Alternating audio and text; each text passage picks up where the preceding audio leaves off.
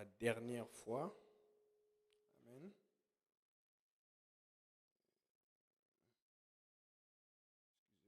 Je retrouve mes versets.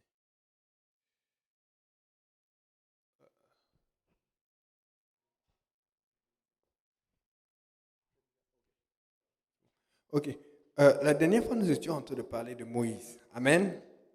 Quelqu'un dit Moïse. Quelqu'un dit Moses. Aïe, aïe, Moses, ça a un effet tonitruant. Donc, on était en train de voir ce qui s'est passé avec Moses. Moïse qui voulait servir Dieu, comme beaucoup d'entre nous qui voulaient servir Dieu, mais qui était pressé. Et dans son empressement, comme beaucoup d'entre nous qui sont souvent pressés, il a fait des erreurs. Amen. Et on va voir quelles sont ces erreurs qu'il a faites et comment Dieu l'a ajusté. Comment Dieu a permis qu'il puisse se rattraper et comment Dieu l'a appelé. Amen. Nous avons vu qu'il avait commencé à défendre ses frères au point de tuer un Égyptien, lui qui était supposé être égyptien, lui qui était supposé être éduqué selon les valeurs de Pharaon, mais Pharaon s'est rendu compte qu'il avait échoué.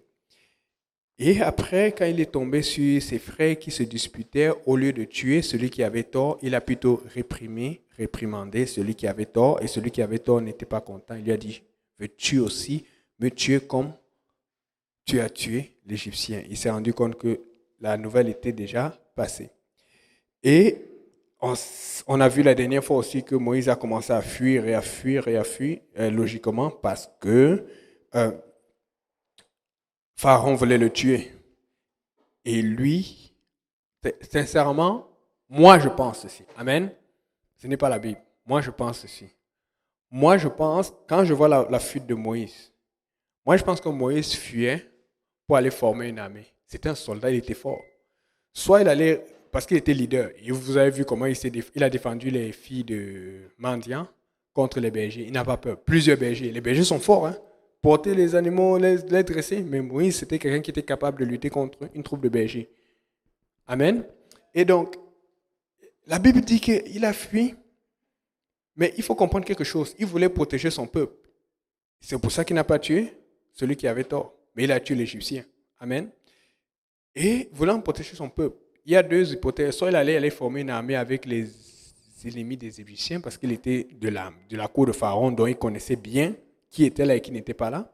Soit l'autre hypothèse, il allait essayer de repérer des Juifs partout pour voir, ok, nous avons un peuple, nous avons des frères qui sont quelque part là-bas. Dieu m'a envoyé, parce qu'il avait entendu parler de Dieu. Il sentait que non, il y avait un appel, il y avait quelque chose qu'il avait à faire parce que la force était là. Il y avait une envie de se révolter contre l'esclavage de ses frères en Égypte. Donc, mais la Bible dit que quand il a rencontré Séphora, il s'est décidé à rester. Ça prouve que Moïse était décidé à ne pas rester. Amen.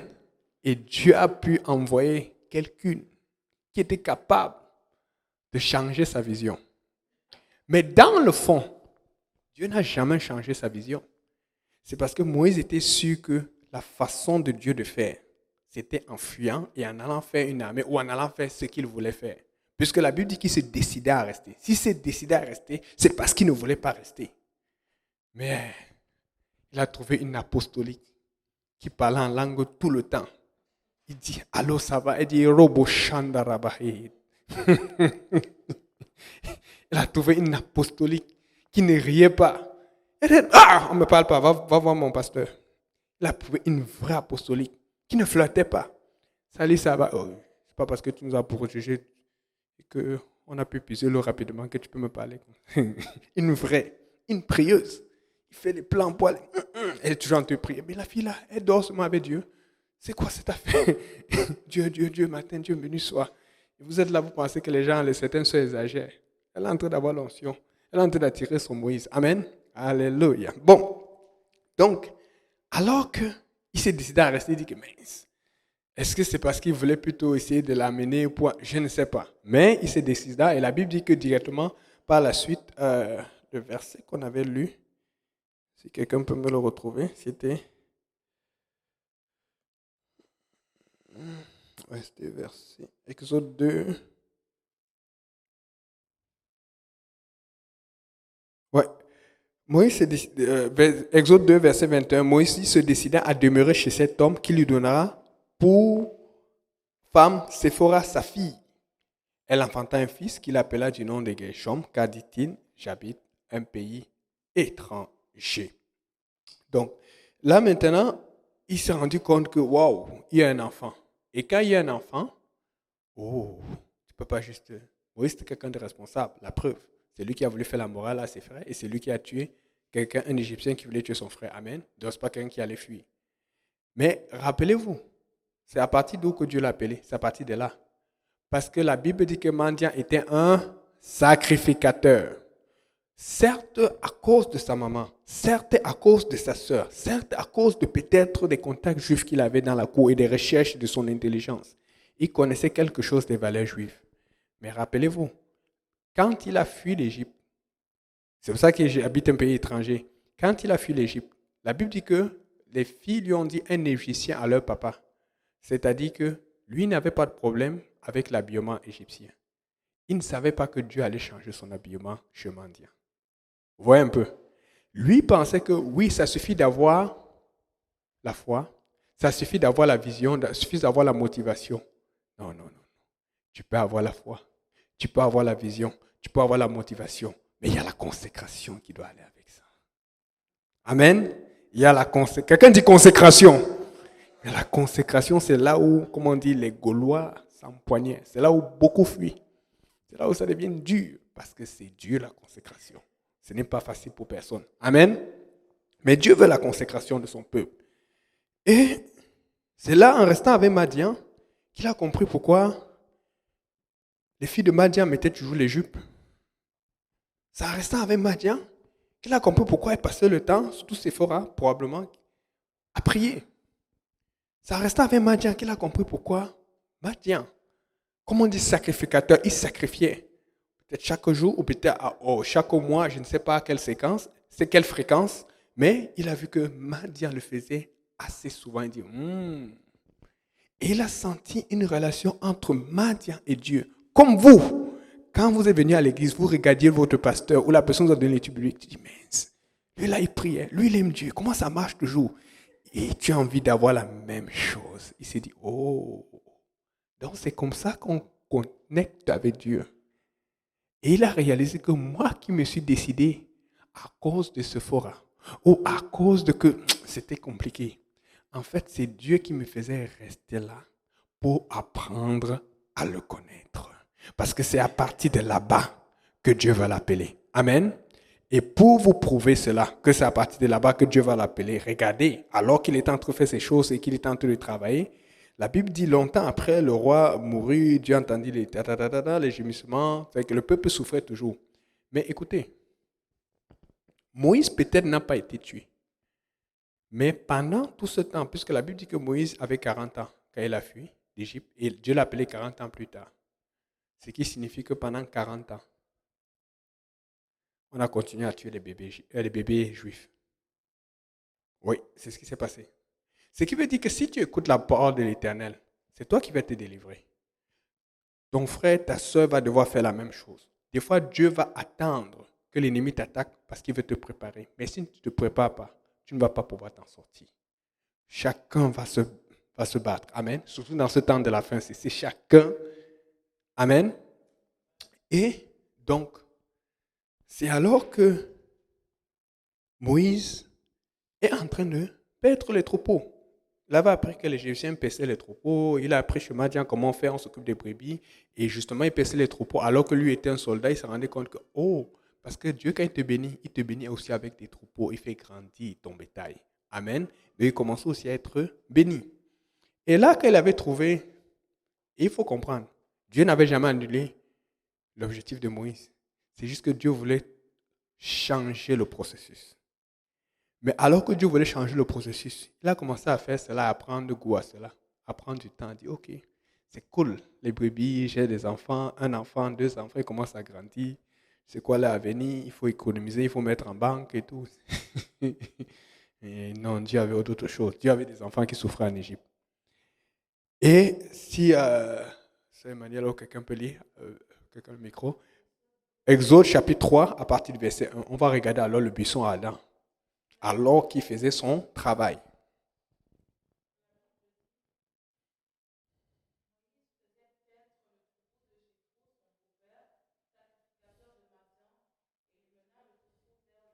derrière le désert et vint à la montagne de Dieu à Horeb. L'ange de l'Éternel lui apparut dans une flamme de feu au milieu d'un buisson. Moïse regarda, et voici le buisson était tout en feu, et le buisson ne se consumait point. Moïse dit, je veux me détourner pour voir quelle est cette grande vision, et pourquoi le buisson ne se consume point.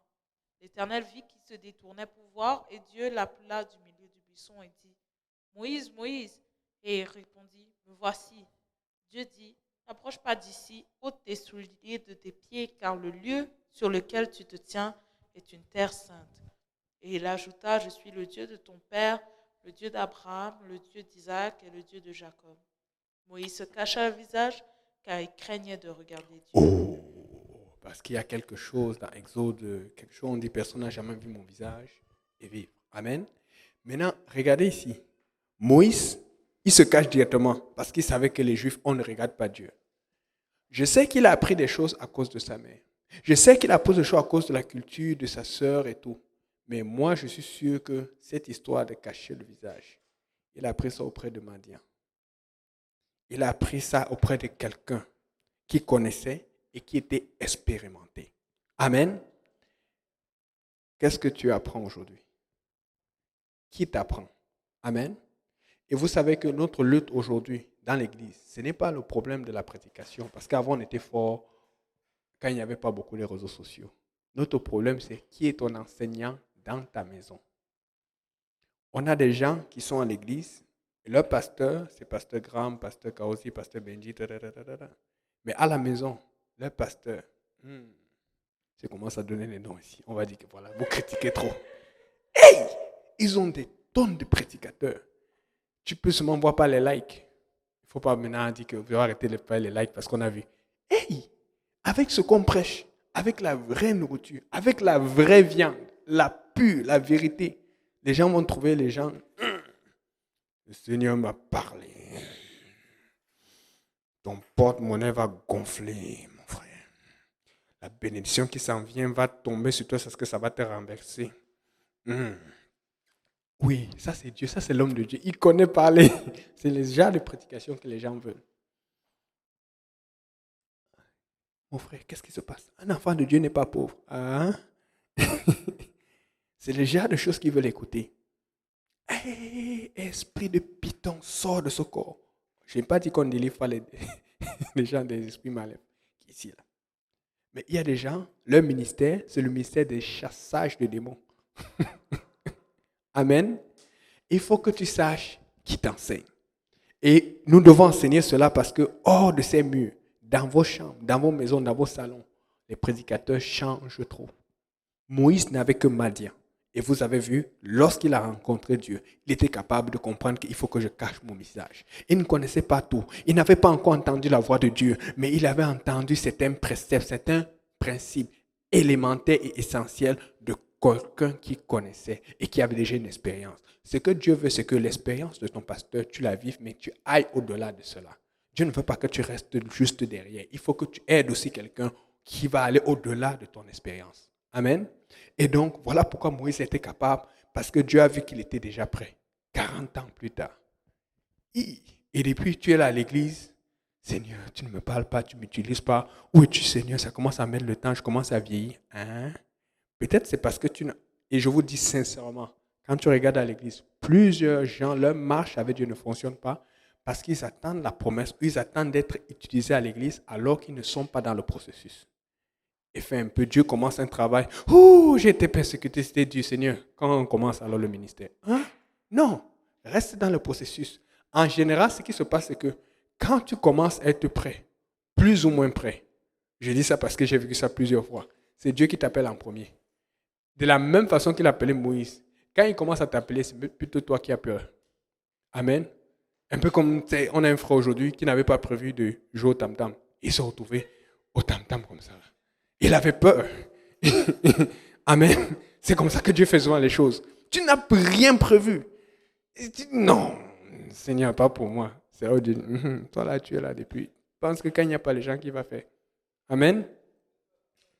Le Seigneur parle. Donc, alléluia.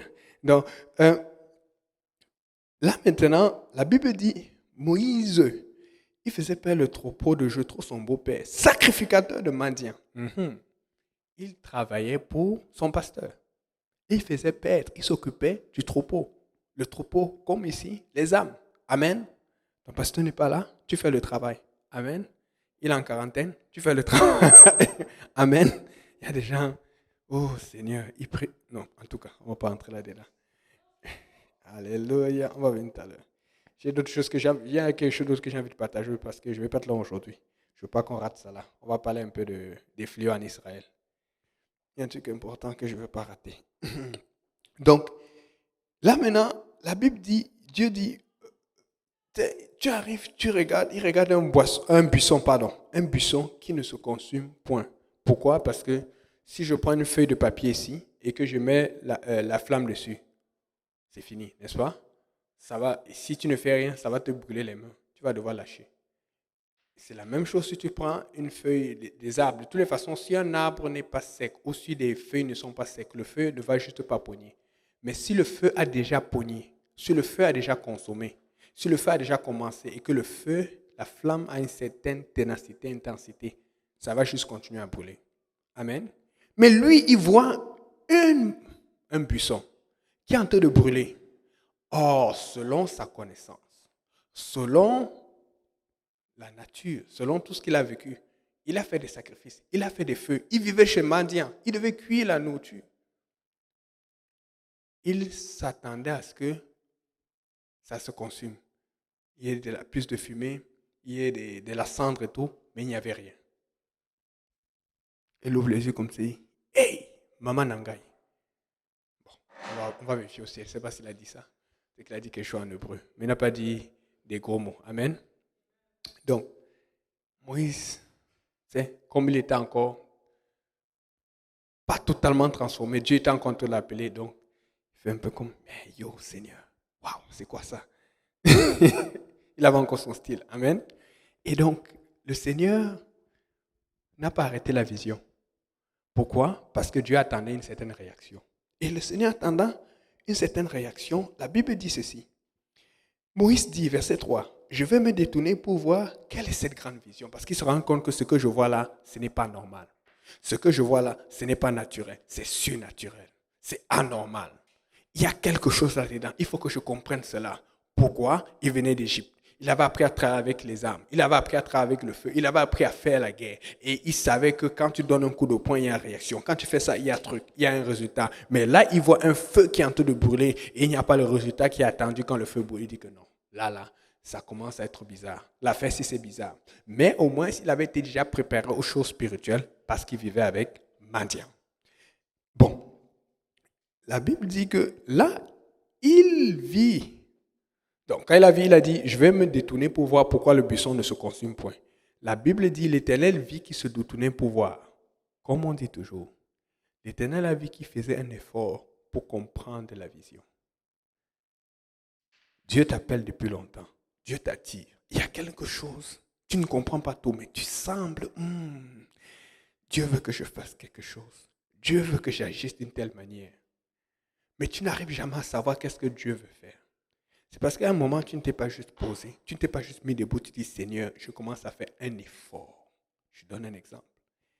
Quand tu as besoin d'un travail ou de réussir un cours, tu commences à étudier. Ça, j'ai tellement eu cet exemple parce que c'est ce qui s'est passé souvent quand j'avais beaucoup travaillé et j'étais sur le point de rater des cours à l'école et puis il fallait que j'ajuste. Surtout quand tu es étudiant étranger, là, ça coûte cher les études. Écoute, quand je voulais réussir un cours, j'allais le réussir. Quand je voulais un nouveau travail, il fallait que je paye mes factures. Tu commences, tu t'habilles bien, tu te peignes, tu fais tout, tu fais attention, tu dors tôt, tu es en forme. Mais nous faisons beaucoup d'efforts quand nous voulons des choses mondaines. Maintenant, pour vouloir les choses spirituelles, pourquoi nous ne faisons pas d'efforts? En fait, Dieu veut juste que tu commences à faire l'effort pour t'approcher des choses spirituelles. Alors que tu fais l'effort pour t'approcher des choses spirituelles, c'est là où Dieu va t'appeler. C'est là qu'il va commencer à te guider. C'est là qu'il va commencer à te diriger. Amen. Et donc, la Bible dit, lorsque Dieu vit qu'il se détourna pour voir, Dieu l'appela du milieu du buisson. Moïse, Moïse. C'est quand Dieu parle deux fois, Moïse, Moïse. C'est comme dans Abraham, Abraham, Abraham. C'est que c'est très important, c'est une urgence. Il répondit, me voici. Dieu dit, n'approche pas d'ici. Ôte tes souliers de tes pieds, car le lieu sur lequel tu te tiens est une terre sainte. Et il ajouta, parce que Dieu veut se révéler. Amen. Je suis le Dieu de ton père, le Dieu d'Abraham, le Dieu d'Isaac, le Dieu de Jacob, parce qu'il avait entendu parler d'Abraham, d'Isaac, Jacob. Et la Bible dit que Moïse se cacha le visage car il craignait de regarder Dieu, on a dit ça tantôt. L'Éternel dit, j'ai vu la souffrance de mon peuple qui est en Égypte. J'ai entendu les cris que lui font pousser ses oppresseurs, car je connais ses douleurs. Je suis descendu pour le délivrer de la main des Égyptiens et pour le faire monter de ce pays dans un bon et vaste pays, dans un pays où coule le lait et le miel, dans les lieux où habitent les Cananéens, les Phérésiens, etc., etc. Verset 9. Voici les cris d'Israël sont venus jusqu'à moi. Quelqu'un dit, voici les cris du Québec sont venus jusqu'à moi. Parce que Dieu, quand il voit la souffrance, il n'aime pas la souffrance. Mais ça prend quelqu'un pour délivrer ceux qui souffrent de la souffrance. Amen. Et donc, quand Dieu t'appelle, c'est pour que tu as délivré quelqu'un. Mais il va te former pour aller délivrer. Amen. Nous avons des gens à délivrer. Écoutez, nous prenons ça pour acquis. Mais nous avons été délivrés de tant de choses. Tant de choses. Aujourd'hui, je parlais encore dans la team avec un jeune là. Je lui ai dit, tu sais, des fois, tu veux faire tel cash. Mais est-ce que tu sais ce que Dieu m'a fait faire avec moins de cash que certains amis? Je lui ai expliqué que des fois, j'ai vu des amis qui faisaient beaucoup plus d'argent que moi. Parce qu'ils cherchaient des promotions et tout. Et moi, je ne cherchais pas ça. Pourquoi? Parce que plus tu cherches des promotions, plus tu vas faire l'overtime. Plus tu vas être là quand tu appelles, plus ça devient, tu vois un peu. Je ne suis pas contre cela, mais un moment où c'est Dieu, où ce n'est pas Dieu. Il ne faut pas que le travail devienne ton Dieu. Amen. Je lui ai dit, maintenant, j'avais fait un bilan. Je me suis rendu compte que la plupart de ces jeunes, de ces gens, ils allaient en boîte, ils faisaient la vie. Or, aller en boîte et faire la vie, ça coûte cher. Parce que j'ai été dans ce monde. J'ai été dans la promiscuité, j'ai été dans la débauche. Je vous dis, à un moment, quand on ne voulait pas trop dépenser, on allait connaître les bus de nuit pour pouvoir sortir, économiser, ne pas prendre le taxi. C'est comme ça qu'on était avec les amis. Des fois, là, je ne sais pas ce que les gens vont faire dans le monde. Je ne sais pas. J'ai été délivré. Et on pense souvent à qui? On pense souvent pour acquis certaines choses que Dieu nous a délivrées. Écoute, tu veux savoir quoi faire? Regarde tout ce dont Dieu t'a délivré aujourd'hui. Dieu veut délivrer quelqu'un de cela. Ils sont pleins à être pris par cela. Et je dis, regarde, est-ce que tu sais qu'avec tel, j'ai pu faire ça? Est-ce que c'est comme ça, j'ai pu grandir? Et puis, je me suis rendu compte qu'à la fin de chaque mois, mon ami qui allait en boîte, qui faisait sa vie, qui allait au restaurant de temps en temps, c'est pas mauvais d'aller au restaurant, mais il y a des moments où tu peux faire un chignon avec tes frères en Christ et vous économiser. Amen. Il y a beaucoup de choses que tu peux faire. Mais ils ont un niveau de vie qui sont élevés parce que c'est ce que le monde te demande pour se montrer. Et parfois, il va appeler, il a un problème, la voiture est ici, là. Il y a un problème, la famille ici, là. Je ne dis pas qu'on n'a pas de problème, mais quand tu vois le nombre de problèmes et d'imprévus qu'ils ont par rapport à un enfant chrétien, à la fin, je me rendais compte que juste en parlant, en ricanant, en parlant avec lui, je me retrouvais avec beaucoup plus d'argent payant m'a dit que lui qui faisait plus d'argent. Les gens ne voient pas. Le diable, il te ment. Et les gens sont pris par cela. Et les finances, et l'orgueil, et l'envie d'avoir, de posséder. Nous devons délivrer quelqu'un de ce que Dieu nous a délivré. Des fois, tu vois ça, c'est Dieu. Non. Regarde exactement de quoi Dieu t'a délivré. Jusqu'à aujourd'hui, des fois, je parle constamment de mon témoignage. Vous avez vu combien de fois Paul parle de son témoignage dans la Bible? Il répète, c'est comme tu dis, mais il ne se fatigue pas. Imaginez combien il a parlé dans la Bible qu'on n'a pas écrit. Ce n'est pas que tu veux raconter tout. Non, mais c'est juste que tu te rends compte que la seule façon de faire, c'est de dire, voilà là où j'étais, voici là où je suis. Et il faut que les gens le sachent. Raconte ce que Dieu a fait pour toi. Raconte, si on peut permettre l'expression, re-raconte. Raconte et raconte encore et re-raconte. Parce que quelqu'un n'est pas délivré de ce que toi tu es délivré. Et si tu commences à faire la liste, tu vas voir que tu es délivré et de l'alcool, de la pornographie, de la promiscuité, de beaucoup de choses. Et des mauvaises paroles. Il y a des gens qui aiment parler des autres juste pour rien gratuitement. Ça gratte. Aujourd'hui, prends le téléphone, on parle de qui? Non. Dieu t'a délivré de beaucoup de choses. Et donc, quand Dieu dit, va délivrer mon peuple, il en te dit, va délivrer de ceux qu'on t'a délivré aussi. Donc, tu ne peux pas juste prendre pour acquis de que Dieu t'a délivré de quelque chose et puis toi, tu n'aides pas quelqu'un. Et c'est pour ça que chacun chrétien, chaque personne qui est ici peut délivrer quelqu'un de quelque chose. Il faut juste demander à Dieu. La Bible a dit, qu'est-ce que Moïse a dit? Il a commencé à se détourner. Je te promets. Je ne sais pas. Vous savez, les voies de Dieu sont insondables. Prie et demande la direction à Dieu. Chaque personne qui est ici commence à dire, Seigneur, je vais délivrer quelqu'un de ce problème que j'avais. Commence à faire un effort. Juste peut-être va dans une association. Va quelque part. Je m'appelle un jour, il y a un certain moment, il y a 2 ans, je voulais faire quelque chose. Et j'ai dit, Seigneur, dirige-moi. Je devais aller quelque part hors de Montréal pour aider une association de quelque chose.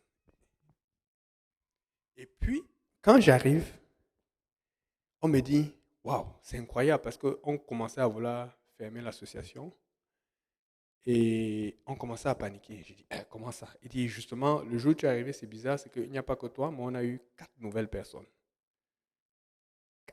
J'ai dit, merci Seigneur. Et j'hésitais, depuis Dieu me parlait de ça et je ne voulais pas le faire. Le jour où je suis allé, c'était comme un réveil, ils n'ont jamais eu autant de personnes qui sont nouvelles. Les gens ne faisaient que partir. Or, il y avait beaucoup de gens à aider. Tu ne sais pas de qui. Le truc, c'est ceci. Il fallait juste que je me décide. Chaque fois que je voulais partir, il y a quelque chose qui arrivait et j'annulais. Chaque fois que je voulais me déplacer, il y a quelque chose qui arrivait et je déplaçais ou je gâtais. Et le jour où je suis parti finalement, j'ai vu cela. Amen. Et j'ai pu aider du monde.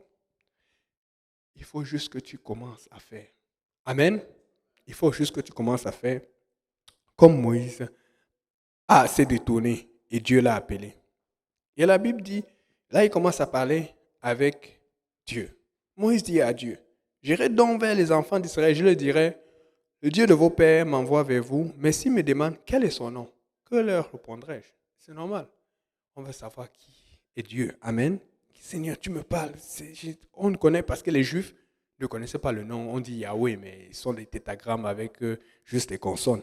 Et ils n'avaient pas le droit de le prononcer. Donc Moïse a pris le courage et dit, mais on ne te connaît même pas. On sait que tu existes, mais on a même peur de prononcer ton nom. Quel est le nom que je vais leur donner? Moïse était un courageux.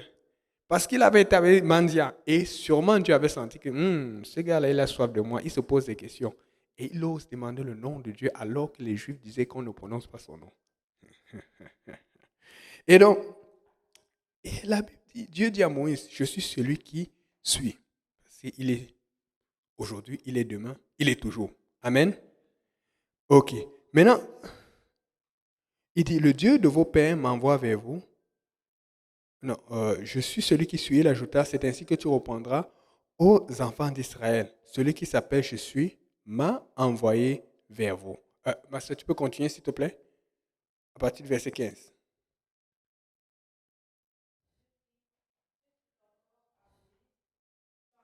Ainsi aux enfants d'Israël, l'Éternel, le Dieu de vos pères, le Dieu d'Abraham, le Dieu d'Isaac et le Dieu de Jacob, m'envoie vers vous.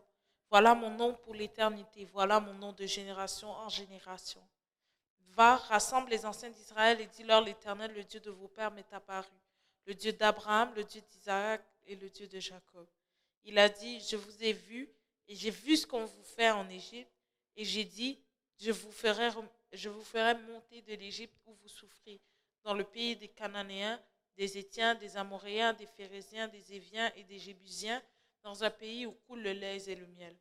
Ils écouteront ta voix et tu iras, toi et les anciens d'Israël, auprès du roi d'Égypte et vous lui direz, l'Éternel, le Dieu des Hébreux, nous est apparu. Permets-nous de faire 3 journées de marche dans le désert pour offrir des sacrifices à l'Éternel notre Dieu. Je sais que le roi d'Égypte ne vous laissera point aller, si ce n'est par une main puissante. Amen. Continue. J'étendrai ma main et je frapperai l'Égypte de toutes sortes de prodiges que je ferai au milieu d'elle.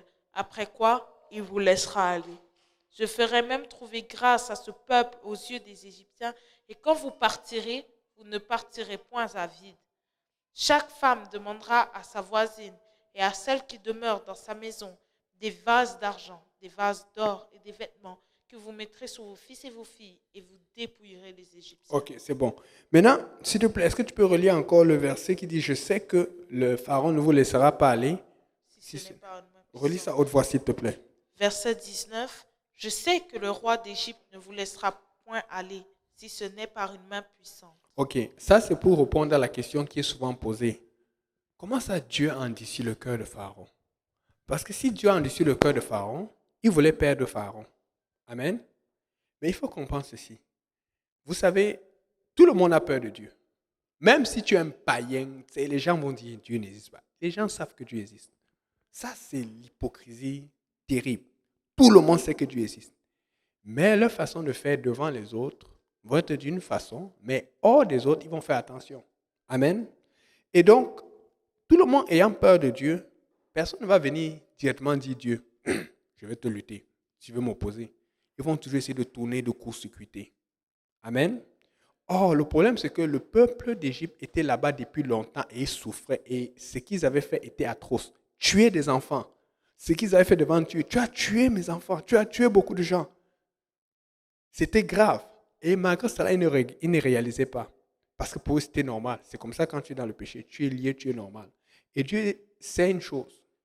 Que moi, je sais comment le boucher Pharaon. Mais comme Dieu est miséricordieux, comme Dieu est bon, qu'est-ce qu'il va faire? Il va toujours essayer de te parler. Il va toujours essayer de venir avec la main douce. Mais c'est quand tu ne veux pas entendre qu'il va taper. Dans le fond, pour chacun d'entre nous, Dieu sait comment nous bouger. Mais ce que nous sommes en train d'enseigner, c'est que n'attends pas que Dieu te bouge, parce que quand il te bouge, ça fait toujours mal. Quand il te bouge, il y a toujours une conséquence. Question. Quand il te bouge, il y a toujours une conséquence. Amen. Tu ne veux pas que Dieu vienne te chercher. Tu veux que ce soit Dieu qui te pousse à faire. Fais-le avant qu'il ne t'oblige. Amen. Parce que, écoute, il est Dieu. Il faut comprendre que la Bible dit tout genou fléchira devant lui. Mais toi, tu peux fléchir maintenant. Tu ne fléchis pas maintenant, tu vas fléchir après. Mais si tu fléchis après, ce n'est pas bon. Donc, fait que si tu commences à dire, ah non, Dieu me force, il ne va plus te forcer, il va te laisser. Je préfère que Dieu me force. Si même je n'ai pas obéi, je préfère encore qu'il me force. Parce que s'il me force, c'est parce que même la Bible dit qu'il châtie celui qu'il aime. Amen. Donc, on ne commence pas à dire que, bon, là, il me châtie, je vais laisser Dieu. Et c'est ce que les gens font. Ah, Dieu ne m'a pas donné ça, je laisse Dieu. Il y a des gens qui se fâchent même contre Dieu. Des fois, quand les gens, je sais comment. Tu te fâches contre Dieu. Mon Dieu. Et donc, dans ce cas-ci, tu vois bien que le Seigneur, il a endurci le cœur de Pharaon pour faire éclater sa gloire, pour faire éclater une grande victoire. Parce que tu sais, si le Seigneur te pousse seulement à te faire peur et tu dis non et tu continues de dire non, ça c'est rien. Mais il faut que tu sois vraiment à l'encontre. Si tu commences à dire non, et c'est ce qui se passe avec le chrétien, ce qui se passe avec Pharaon, c'est ce qui se passe avec un vrai chrétien rétrograde. Tu dis un peu non, tu dis 2 fois non, tu critiques le pasteur, tu critiques les choses, tu tournes. Dieu va tout faire pour te garder. Mais pendant qu'il te garde, tu affectes quelqu'un d'autre qui est dans l'église. Vous n'avez pas vu que les rétrogrades, quand ils parlent, il y a toujours quelqu'un qui les suit. Ou même quand la personne ne les suit pas, quelqu'un dans l'église, il dit, il défend toujours la personne qui est partie. Parce que tu as ensemencé quelque chose de négatif dans le cœur de l'autre. Et la personne n'est jamais arrivée à son potentiel dans le Seigneur parce que tu es venu faire quelque chose de négatif. Mais vous voyez, normalement, un rétrograde, dans le temps d'Israël, c'était le feu. C'était la terre qui s'ouvrait. Mais comme nous ne sommes plus dans la loi, nous sommes dans la grâce. Grâce à sa grâce. Il y a des choses qu'on subit. Et tu es fâché. Le Seigneur dit, prie pour elle, prie pour lui. Ok, Seigneur. Des fois, Dieu nous demande de prier alors que ça ne nous tente pas. Je vous dis, ok, Seigneur, et donc, le Seigneur alors, il a endurci le cœur de Pharaon parce qu'il va parler à Pharaon par plusieurs étapes. 10 étapes, 10 plaies. Mais il sait que la dernière plaie, c'est la plaie qui va l'obliger. Alors qu'il y avait des plaies qui suggéraient d'obéir, qui suggéraient. Dieu connaît ce dont tu as besoin pour obéir. Mais Dieu, la meilleure chose qu'il veut avec toi, c'est une relation. Il ne veut pas te forcer, mais il veut te faire comprendre qu'il est Dieu, qu'il est mieux de l'écouter.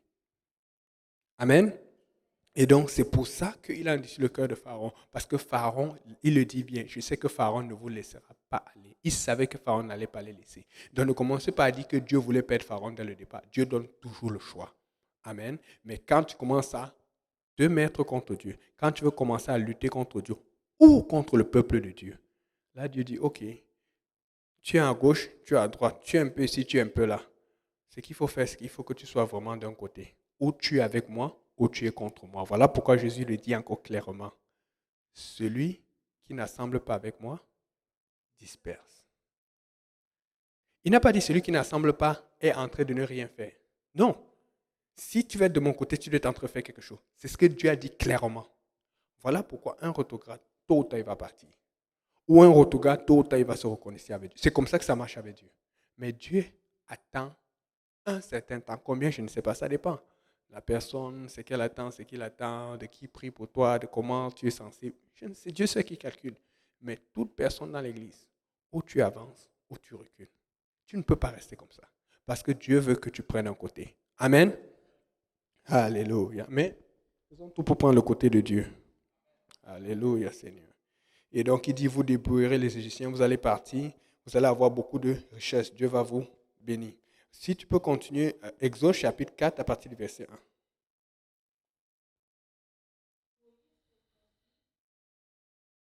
Moïse répondit et dit, voici, ils ne me croiront point, et ils n'écouteront point ma voix. Mais ils diront, l'Éternel ne t'est point apparu. L'Éternel lui dit, qu'y a-t-il dans ta main? Il répondit, une verge. L'Éternel dit, jette-la par terre. Il la jeta par terre et elle devint un serpent.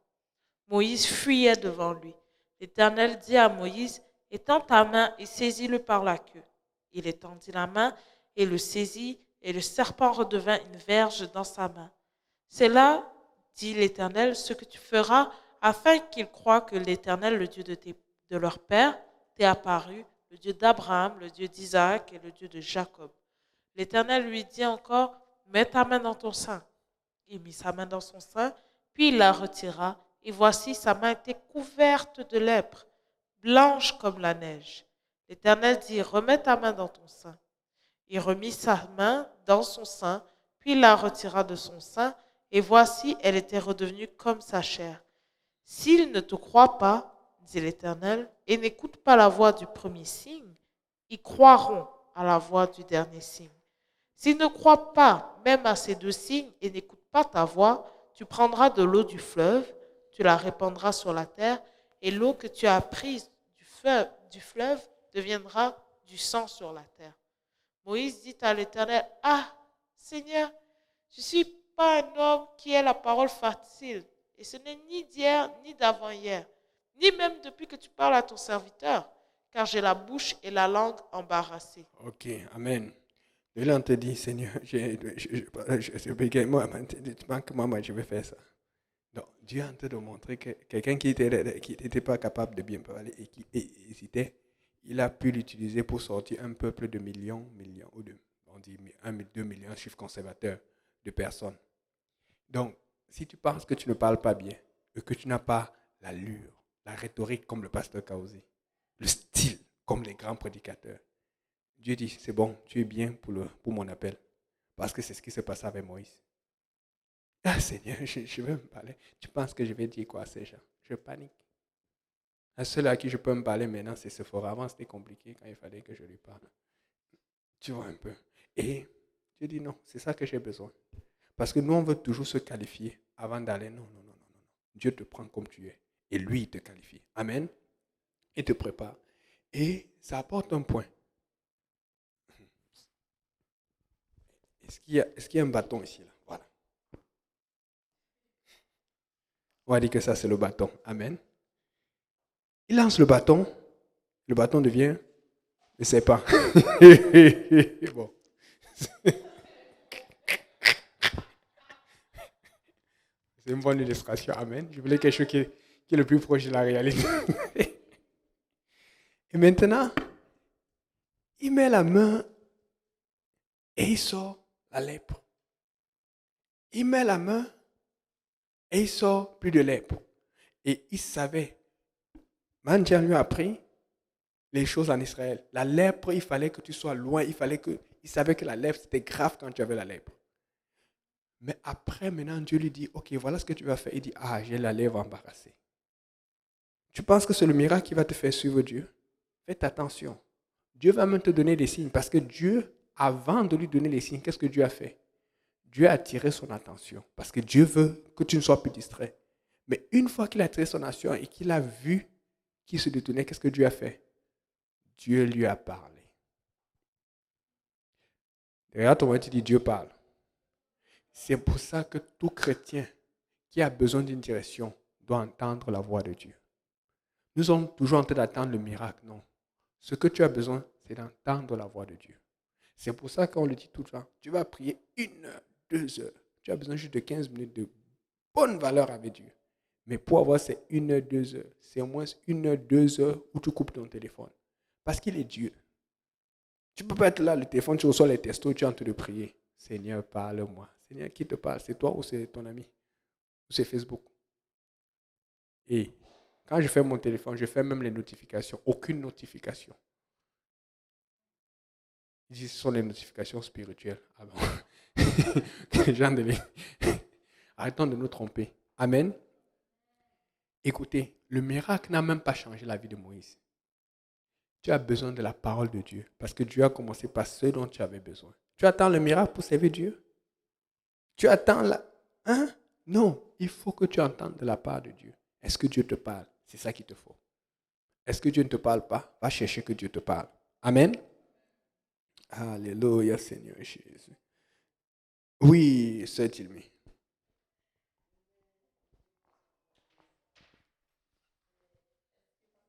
Excusez-moi, je refais le contrat du miracle. Je prends le serpent pour qu'il redevienne bâton.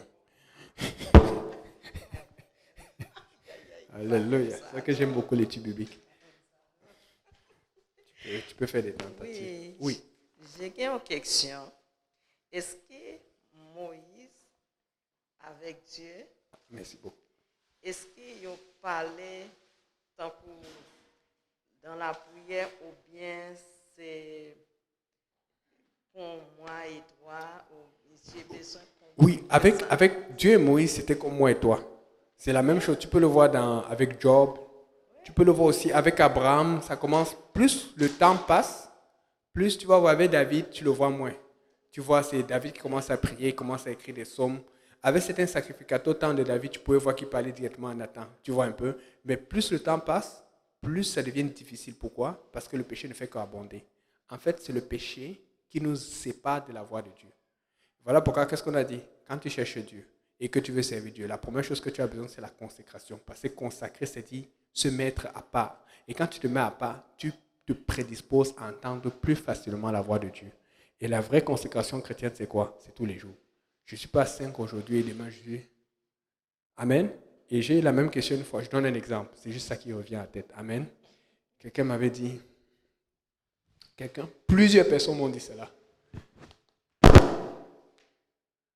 C'est bon, c'est le serpent qui est en train de t'enrouler. C'est l'histoire du bâton. Écoutez, ce que je dis maintenant, c'est parce que c'est comme ça qu'on m'a posé la question. Amen. Donc, n'allez pas dire que j'ai commencé à apporter un autre problème. Parce que des fois, c'est ça qui est difficile. Des fois, tu vas enseigner, Dieu te donne un exemple, mais tu sens déjà que ça va couper court. Amen. Bon, voici la question qui m'a déjà été posée à l'église, par texto, par cellulaire, par plusieurs personnes. Amen. Des sœurs. Elles m'ont dit, frère Yannick, je ne suis pas à l'aise, j'ai envie de servir Dieu, mais comment ça se passe quand tu es à la gym? Est-ce que tu ne peux pas juste mettre un pantalon de gym? J'ai dit, bon, la consécration, la Bible dit que la consécration, est-ce que c'est seulement à l'église? Elle dit non, c'est partout, n'est-ce pas? Elle dit oui. Mais si quelqu'un te voit et quelqu'un te connaît comme chrétien, il faut qu'il te voie et te connaisse comme chrétien en tout lieu. Amen. Elle dit amen. J'ai dit bon. Est-ce que ça veut dire qu'à la gym, tu deviens moins chrétienne et plus chrétienne quand tu rentres à l'église et que tu t'enveloppes bien? Elle dit non. J'ai dit ok, bon, c'est un peu ça. Maintenant, ça c'est extérieur. Amen. Mais c'est comme ça que moi je pense. Et c'est ce que moi je pense que la Bible pense. Amen. Parce que c'est ce que tu vois, la Bible dit que Dieu est le même hier, aujourd'hui, éternellement. Et il veut qu'on soit consacré en tout lieu. Parce que tu enseignes la Bible à tes enfants, à l'église et à la maison. Amen. Mais pour aller plus loin, ne vous fâchez pas contre moi. On m'a posé la question. Et je donne l'exemple. Amen. Quelqu'un m'a dit, mais quand tu es à la maison avec ton mari, c'est normal, tu es à la maison avec ton mari. Mais si tu es à la maison avec la famille et d'autres personnes, et quelqu'un n'est pas ton mari, ou même les enfants, il faut que tu montres l'exemple. Parce que la personne a apporté le principe du pyjama. Parce qu'il y a de ces pyjamas-là. Mais c'est en solde, c'est moins cher. Écoutez, moi, je pense que la consécration, c'est partout. Amen. Le seul endroit où tu n'as pas besoin de consécration, c'est l'intimité. Parce que c'est ton mari, c'est ta femme. Amen. Mais le reste, moi, je veux représenter Dieu. Parce que si la police arrive et qu'il y a un accident et qu'on a besoin de te voir et tout, tu sors comment de la maison? On est toujours en train de voir, oh non, vous êtes trop compliqué. Moi, je préfère te compliquer avec Dieu. Et écoutez, pourquoi on veut toujours voir, calculer pour faire moins? Pourquoi? C'est quelle attitude où tu dis, Seigneur, utilise-moi. Moi, je vais calculer pour faire plus. Et la Bible dit, tout ce qui n'est pas le produit d'une conviction est péché. Et vous savez comment les gens expliquent ça? Ok, je ne suis pas sûr, je ne fais pas. Non. Pourquoi? Parce que, regarde, si tu n'as aucun doute, c'est correct. Mais ne me dis pas que quand tu mets le pyjama à la maison et que c'est pas, tu n'as pas. Il y a toujours un moment où ça revient, ça te pense. Tu as posé la question à quelqu'un. Si tu as le doute et que tu le fais, tu es dans les problèmes. C'est pour ça qu'on dit que ce n'est pas le produit d'une conviction. C'est-à-dire que tu le fais alors que tu n'es pas sûr. Amen. Ce qui veut dire, et c'est comme ça que moi je fonctionne avec Dieu. Je ne suis pas sûr de quelque chose, je ne fais pas. C'est ce que Dieu me dit que, ah non, en fait, ça c'était correct. Alléluia, je suis plus content. Mais pas que je ne suis pas sûr de quelque chose, je fais. Parce que si finalement ce n'était pas bon, donc j'ai passé le temps à offenser Dieu. Amen. Je ne suis pas en train de parler de quelqu'un qui est hors de l'église. Parce que la sanctification, quelqu'un qui est hors de l'église, on veut d'abord qu'il se fasse baptiser au nom de Jésus-Christ. On veut d'abord qu'il vienne à Dieu. Je suis en train de parler à ceux qui sont déjà dans l'église ou qui veulent maturer. Amen. Le principe change quand tu rentres dans l'église. Tu évites de faire le plus de choses qui peuvent t'éloigner du Seigneur. Et la sœur Tima a posé une bonne question. On se demande pourquoi Dieu ne parle pas. Écoutez, regardez dehors. C'est normal les jeunes qui fument maintenant. C'est normal les jeunes qui font n'importe, qui flirtent. Il y a tellement de choses qui sont normales maintenant. Vous savez comment c'est dur d'enseigner aux Québécois? Et l'autre, je lui explique là maintenant, il a compris le principe que non. C'est pas de sexe avant le mariage. Mais il me dit, bon, l'autre jour, il me dit, mais frère Yannick, quand même dans 2-3 ans, il faut que j'ai une copine. J'ai dit, mais donc tu veux obéir la parole de Dieu pour 2-3 ans après? J'ai dit, mais j'ai donné l'exemple parce que mon pasteur s'est marié à 20 ans. Pourquoi tu ne te maries pas? Il dit, vite comme ça. J'ai dit, mais si tu ne veux pas te marier, ne fais rien. C'est ça la consécration. Parce que avec ce que tu reçois, tu es assez mature pour te marier à 20 ans. Mais honnêtement, je le comprends. Parce que tous ses amis, c'est ce qui se passe. Déjà, c'est déjà un modèle parce qu'on se demande, mais comment toi tu es avec toutes les filles qui sont autour de toi, tu ne veux rien savoir. Maintenant, tu passes mal de Dieu. Alors que c'est quelqu'un qui était très actif avant. Mais il commence à sentir la pression. Mais tu vas doucement, doucement. Mais la difficulté avec eux, parce que nous sommes bénis. Nous venons d'Afrique, Côte d'Ivoire, Cameroun, Haïti, où on a encore beaucoup ces valeurs, bien qu'elles sont en train de changer. Donc, fait que quand on te dit, vous connaissez les parents, même s'ils n'ont pas été à l'église, tu dis que tu appelles même. Tu dis que tu as trouvé un loyer moins cher et que tu es en colocation. Papa va dire colocation avec qui? Tu dis que c'est le sexe opposé. Réunion de famille. Hé, afflé, nématé, toute la famille va t'appeler. Ça va? Qui a payé la dot? Elle dit, hey, c'est grave. C'est ce qui se passe, n'est-ce pas? Parce qu'il y a des valeurs conservatrices que nous avons depuis et ça nous protège. Mais eux, ils n'ont pas ça. Ils ont été détachés totalement des religions. Donc, fait que quand on enseigne ces choses, c'est encore plus difficile pour eux. Il faut faire encore plus d'efforts. Et voilà pourquoi entendre la parole de Dieu. Et voilà pourquoi le taux de suicide est plus élevé ici. Voilà pourquoi l'homosexualité est très élevée. Voilà pourquoi beaucoup de choses. Voilà pourquoi vous allez voir, ils sont il y a de plus en plus de populations qui sont pour la mort dans la dignité. Ce qui n'est pas de Dieu. Un chrétien n'accepte pas la mort dans la dignité. Tu tiens bon, c'est ce que Dieu te sauve, te guérisse, ou tu parles de la parole de Dieu, mais tu ne décides pas de mourir. Ta vie ne t'appartient pas, ça appartient à Dieu. Mais vous allez voir, ces principes anti-Dieu sont très enfoncés ici, là. Et c'est pour ça, ce timé, qu'on entend moins Dieu à cause du péché. Mais plus tu es consacré. Écoutez, il y a des choses que, il faut que tu aies une relation avec Dieu. Moi, j'ai des choses que si Dieu ne me dit pas, tu vas me tuer comment je ne parle pas. Parce que j'ai déjà commencé à développer depuis un moment et je sais que Dieu, je me lève le matin à telle heure, s'il veut que je fasse ça, il va me faire savoir. Est-ce qu'il va me parler comme... Non, pas nécessairement. Mais je sais, il faut que tu développes une relation avec Dieu. Quand tu développes une relation avec Dieu, Dieu te parle, tu vas savoir qui t'a parlé. Mais c'était facile avant parce que tout le monde s'habillait sainteté. Va dans les pays arabes. Je sais qu'il ne faut pas exagérer quand même. Il y a les pays arabes là, les femmes ne peuvent pas conduire. En Arabie Saoudite, ce mot, elles se défendent, elles commencent à conduire. Non. Mais tu vas voir, la sanctification, ce n'est pas seulement pour les femmes. C'est pour les hommes aussi. Quand un homme s'habille un peu bizarrement, il a des problèmes. Mais tu vas voir ça. Et vous vous demandez pourquoi ils sont bénis. Parce qu'il y a déjà des valeurs qui empêchent la tentation, la luxure et tout cela. Ils ont déjà ça intrinsèquement. Va en Israël, dans les quartiers très juifs. Va même dans les quartiers juifs si tu vas voir. Comment tu fais tes discrets par leur habillement? Comment tu fais tes discrets? Ils s'habillent tellement bien couverts. Mais nous sommes toujours en train de discuter. Et on se demande pourquoi ils sont bénis. Il y a beaucoup de choses qui vont avec la consécration. Des fois, tu es en train de chercher l'argent. Consacre-toi seulement, tu vas voir. Ça va protéger tes finances. Mais les gens veulent contourner. Donc, cet ennemi, Dieu veut nous parler. Et autant qu'avant, c'est juste que nous sommes dans un contexte, il y a tellement de pression. Mais devinez quoi? C'est pour ça que nous avons la persécution.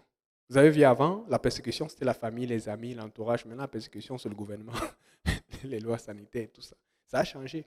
Et tu te rends compte que pour beaucoup de gens qui avaient des problèmes à la sanctification, ça devient plus facile. Parce que la pression a tellement augmenté que tu te rends compte que les choses d'avant sont même plus faciles à faire maintenant. Parce que le diable ne rit plus. Il a un agenda. Et donc, si tu n'acceptes pas de lutter contre la pression, ça va être difficile d'entendre Dieu. Parce que plus tu stresses, plus tu as envie d'entendre Dieu, plus tu es paniqué. Je suis en train de dire à quelqu'un, si tu es en train de fuir la pression, tu es en train de fuir ta bénédiction. Parce que c'est dans le tourment. On a dit ça ici, non? Quand les océans sont déchaînés. Mais je sais que tu... Amen. C'est quand ça déchaîne que tu es obligé de savoir, Seigneur, attire-moi. J'ai besoin d'être proche de toi. C'est ça que ça prend. Amen. Et c'est pour ça que je dis, l'autre chose, c'est que j'ai déjà eu des océans. J'ai eu les vagues, les mers et tout. J'ai appris une chose avec le Seigneur qui va pas arrêter. Au lieu d'attendre l'océan, moi, je veux courir vers Dieu. Et courir vers Dieu, c'est quoi? C'est la consécration. Je vous dis un truc qui fonctionne avec Dieu. Vous savez, vous tous, vous avez un temps de prière. Ce soir, vous avez prévu de prier. Je vous promets, dans une semaine, ça va être difficile de prier. C'est tout à fait normal. Mais tu sais quoi? Pas toi pour prier. N'attends pas. Parce que le diable opère comme cela. Il attend, il emmagasine. Tu n'as pas pu prier. Ou tu as prié pas comme d'habitude. Et puis après, il vient. Oh, il cogne. Mais toi alors, comme tu es chrétien, que tu es assez mature. Parce que les gens se disent, ah frère Yannick, non, tout ne va pas bien pour moi. Mais j'ai appris une chose. Avant que tout n'aille pas vraiment bien, je vais cogner le diable avant qu'il me cogne. Et quand tu as l'habitude de jouer entre... C'est comme le diable, il va toujours... C'est ce que le Seigneur revient, il va toujours se réveiller. Tu cognes, il revient. Moi, je suis là comme ça, là. Seigneur, c'est comme ça que j'ai demandé à Dieu. Seigneur, voici l'image que je veux. Donne-moi un bras fort comme ça, là. Donc, dès que le diable sort, parce que souvent, il va sortir. Des fois, il va venir, il m'excuse. Non. Et puis, je vais, Seigneur, aide-moi, je ne prière, tout ça là. Et puis, je le cogne encore. Assieds-toi. Mais nous, on est toujours là. On guette un peu Satan et puis on va aller faire. Non, Seigneur, non. Il faut que tu sois là. Et pendant que tu utilises même pour le cogner, tu as l'autre pour en train d'aider les âmes. Tais-toi. Tais-toi. Mais nous sommes en train de... Oh Seigneur.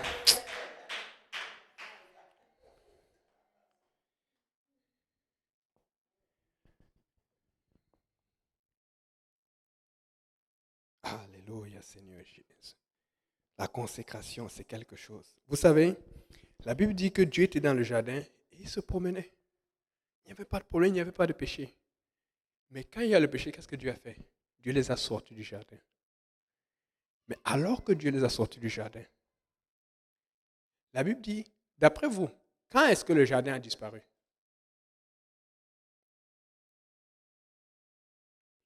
Le jardin de Noé a... Le jardin d'Ève, pardon. Le jardin d'Ève, le jardin d'Adam et Ève, le jardin d'Éden. Hein? Ouais, désolé, je suis un peu... Quand est-ce que le jardin a disparu? Au déluge, c'est ça que je voulais comme réponse.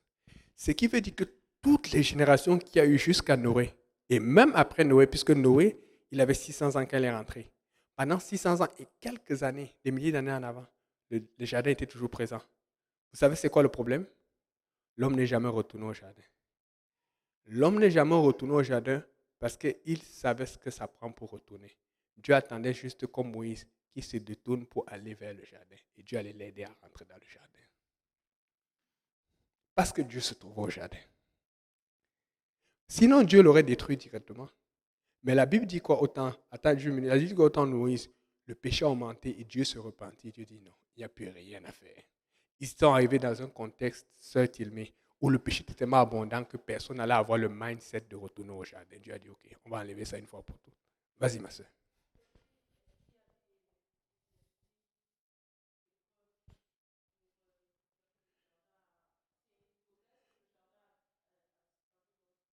Oui, pourquoi moi je dis ça avec sûreté? Parce que la Bible dit que tout ce qui a vie sur la terre fut détruit. Toute vie, tout a été rasé. J'ai lu ça, j'ai regardé partout. Tout a été rasé. La Bible dit clairement, rien. Donc, fait que, écoute, on est d'accord que le jardin était sur la terre, n'est-ce pas? Et quand tu regardes même certains érudits, on situe le jardin au centre, quelque part en Israël. Or, quand tu regardes la carte, coupez un peu là et réunissez, la position du jardin en Israël, c'est comme presque au centre de la terre. Tu vois un peu. Donc, fait que Dieu a rasé quelque chose qui existait, parce qu'on est d'accord que ça existait et que c'était sur la terre. Amen. Et Dieu s'est mis au centre, il voulait faire grandir un peuple à partir de là, et tout le monde allait l'honorer. Mais le diable a réussi à corrompre l'homme. Amen. Maintenant, il faut qu'on s'entende. Des fois, on aime trop tourner les choses. Les gens vont dire, parce que si tu commences à faire comme certains gens qui disent que le jardin était spirituel où tu peux aller le trouver, ils vont commencer aussi à faire la même chose que le péché d'Adam et Ève, c'était que le serpent a couché avec la femme, alors que ce n'était pas ça. C'est parce qu'il a mangé le fruit. Amen. Le jardin était un endroit beau et physiquement présent. Amen. Il faut que ce soit clair. Maintenant, si c'est un endroit beau et physiquement présent, alors que l'homme a été capable de commencer à construire la tour de Babel et que Dieu a dit, rien ne l'empêchera d'accomplir, alors qu'ils sont unis. Tu penses que l'homme n'allait pas trouver le jardin? Avec tous les chrétiens, vous savez combien d'archéologues chrétiens nous ont aidés à connaître des choses sur la Bible, sur les manuscrits du Qumran? Honnêtement, je vous dis, personnellement, parce que je ne sais pas quand, mais je vais aller en Israël. Il y a des endroits où je vais aller pour certaines bibliothèques, il y a certains manuscrits que j'ai envie de regarder moi-même, il y a des choses que j'ai envie de faire. Le pasteur Abou avait pris certains scans pour m'envoyer aussi, elle était partie en Suisse, je suis content. Mais il y a des choses que moi-même, je dois vérifier moi-même. Écoutez, sœur Emmanuela, tous les gens qui nous écoutent, si le jardin existait, moi-même, j'allais le chercher. Parce que quand tu es un enfant de Dieu, tu le sens. Quand tu lis la Bible, c'est là, le jardin n'est plus là. Parce que justement, n'oublie pas que quand quelque chose est là, ça devient aussi un objectif d'y aller. Mais la présence du Seigneur, c'est dans les cieux. Et ce que Dieu nous promet maintenant, c'est la nouvelle Jérusalem. Le jardin, c'était un endroit de paix que Adam et Ève regrettaient. Mais il fallait qu'ils aient une certaine attitude pour pouvoir avoir ça comme promesse. Mais l'homme est arrivé à une certaine déchéance que Dieu a dit, cette terre va être détruite. Si cette terre va être détruite, à quoi sert le jardin qui est sur cette terre? Puisque nous serons sur la nouvelle terre, avec un autre jardin, de l'eau. La Bible dit qu'il n'y aura plus de mer, parce qu'il ne veut plus de séparation. Amen. Je vous assure, le jardin n'est plus là. Oui.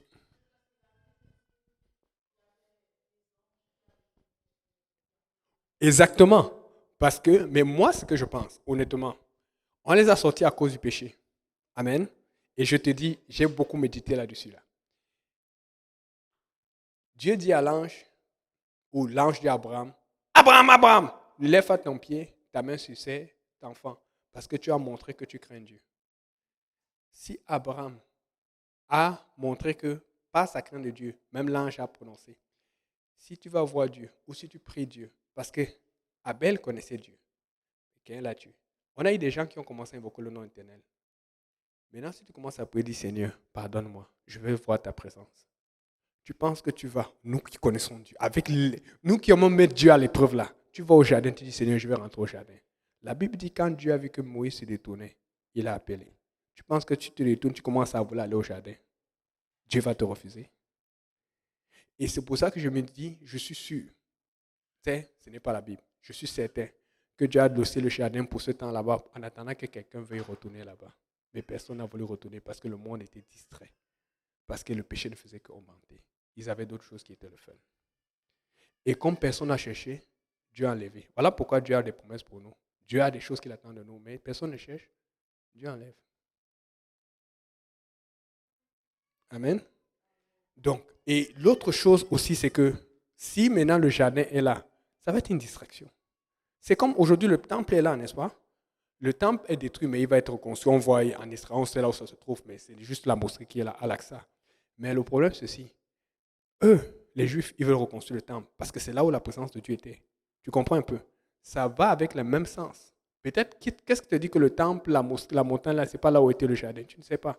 Mais une chose qui est sûre, c'est que de la même façon que eux veulent reconstruire le temple, ça irait avec la même pensée que les gens veulent revenir au jardin qui n'existe plus. Mais ils veulent reconstruire ce temple. Mais nous ne voulons pas ça parce que nous savons que le temple, c'est le temple de Dieu. Et nous voulons aller dans la présence du Seigneur. Parce que nous savons que Dieu a un autre plan. Amen. Et c'est ça qu'il faut comprendre. Amen. Alléluia. On va se lever. On va prier pour conclure.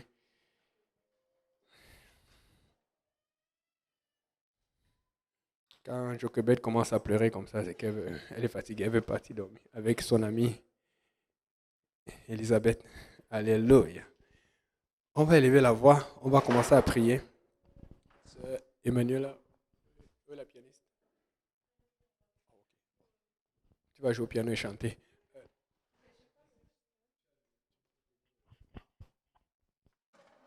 Ok, ça vient. Et puis, Alléluia, Seigneur Jésus.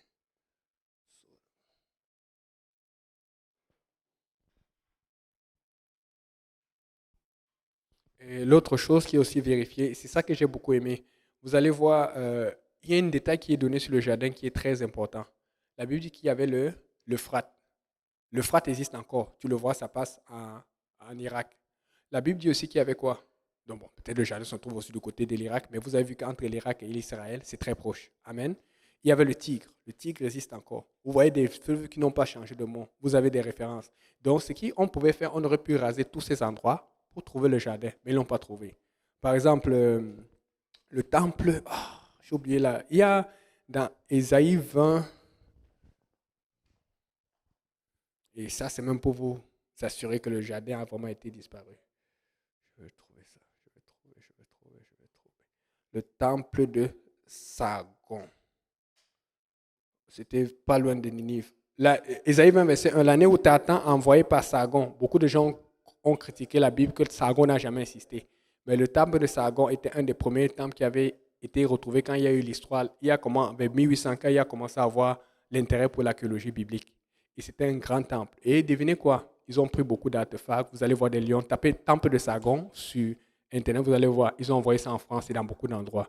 Au départ, on allait critiquer. Mais moi, je suis content. Pourquoi? Vous savez pourquoi? Parce qu'on a des photos du temple et tout. Parce que devinez qui a détruit le temple?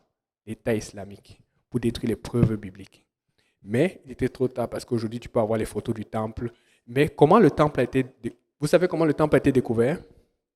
Dans le temps, il n'y avait pas de reconstruction ou des systèmes d'irrigation d'égouts comme avant. Dans le temps, qu'est-ce qu'on faisait? Quand une ville était vieille et disparaissait, on mettait de la terre dessus, on couvrait aussi les ordures parce qu'il n'y avait pas de système d'ordures et tout. Et puis on reconstruisait au-dessus. Donc, obligatoirement, quand tu vois la position du jardin, des temples qui ont été découverts, c'est sûr que le jardin, même s'il existait encore ou qu'il y avait des feuilles, il a été couvert. Parce que c'est comme ça que le temple de Sargon a été découvert. Et vous allez voir, vous allez remarquer que dans les fouilles archéologiques, je vais aller vite parce qu'on suppose avoir fini, il y a des pierres, il y a des choses pour poinçonner, pour cogner. Parce que c'est qu'on fait que quand on voit une forme qui est un peu bizarre, on commence à faire attention, on essaie de voir la forme, on enlève et puis on creuse. C'est pour ça que ça coûte très cher. Il faut creuser beaucoup. Et c'est comme ça qu'on a pu reconstruire beaucoup de temples qui étaient en Irak, qui étaient en Ninive, qui étaient dans tous ces endroits. Et la plupart des temples ont été découverts. Et la plupart des temples qui se trouvent dans la Bible ont été découverts. Mais la plupart ont été détruits par l'État islamique. On se demande qui est en arrière. Mais trop tard, on a les photos, on a les artefacts dans les musées de Londres, en France et partout. Parce que l'histoire est vraie. Tu vas essayer de confondre la Bible, mais Dieu est vivant. Amen. Alléluia.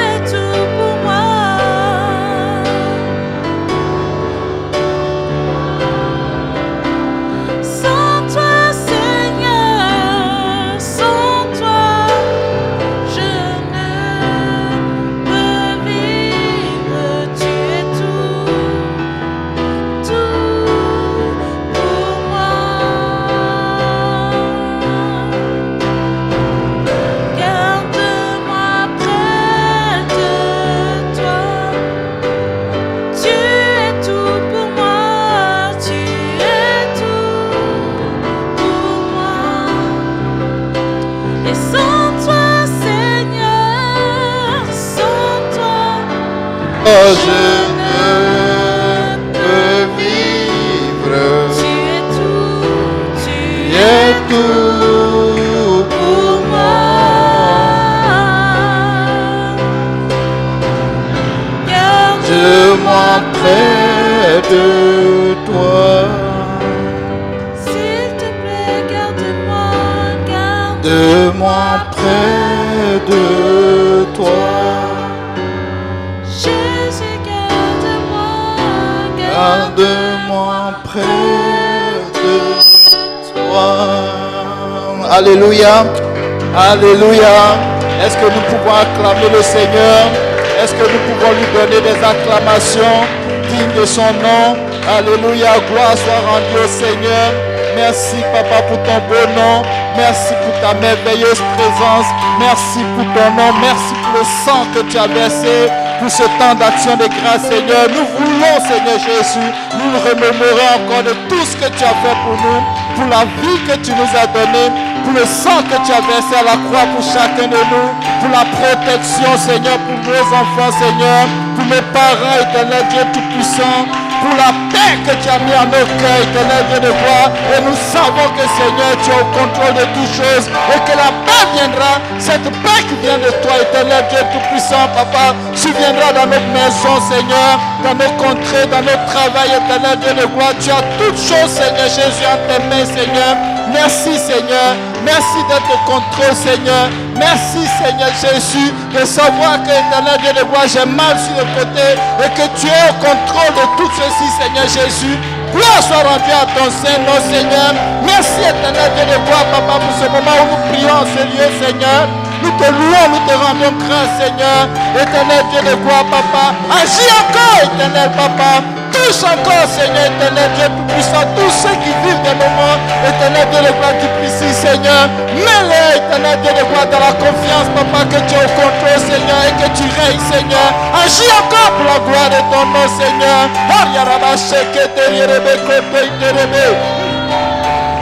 Gloire soit rendue à ton Saint-Nom, Seigneur. Merci, Seigneur Jésus. Merci, éternel Dieu de gloire. Merci pour le message, Seigneur.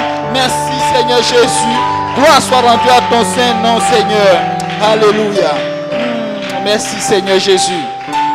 Peuple de Dieu, c'est vraiment approprié pour un moment comme ceci de vraiment entendre ces paroles qui font chaud au cœur. Et nous savons que le Seigneur nous a parlé ce soir encore. Nous allons élever la voix. Nous allons lui dire combien de fois nous sommes reconnaissants pour ce temps d'action de grâce. Prions le Seigneur. Seigneur, nous te remercions. Nous te disons merci pour toutes choses. Merci pour ta parole. Merci, Papa, d'avoir disposé de notre temps, Papa, pour avoir entendu, Papa, ton message encore ce soir, Seigneur.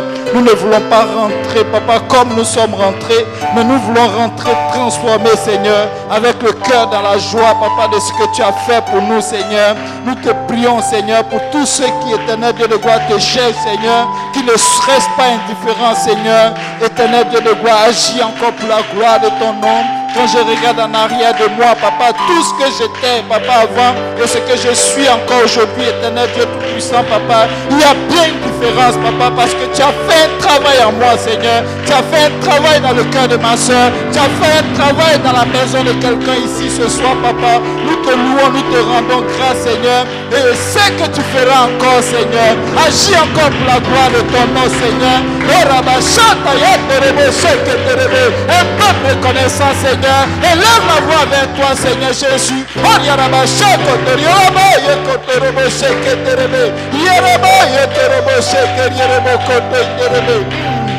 Merci, Seigneur. Papa, raccompagne chacun de nous à son lieu de domicile, Seigneur. Et que la prochaine fois encore, Seigneur, nous puissions nous retrouver devant toi pour élever encore de saintes voix, Seigneur. Parce que nous savons que tu feras, Seigneur Jésus. Nous voulons mettre toute notre confiance, tout notre effort, Papa, en toi, Seigneur. Gloire soit rendue à ton Saint-Nom. Merci encore, Papa, pour ton nom, Seigneur. Merci pour ce message. Merci pour ta paix. Merci pour le temple, Papa, qui est dédié à ton Saint-Nom, Seigneur. Au nom puissant de Jésus. Que le peuple de Dieu dise au nom de Jésus. Que le peuple de Dieu dise au nom de Jésus. Au nom de Jésus. Au nom de Jésus. Allez, on acclame le Seigneur pour tous ses bienfaits. Oh,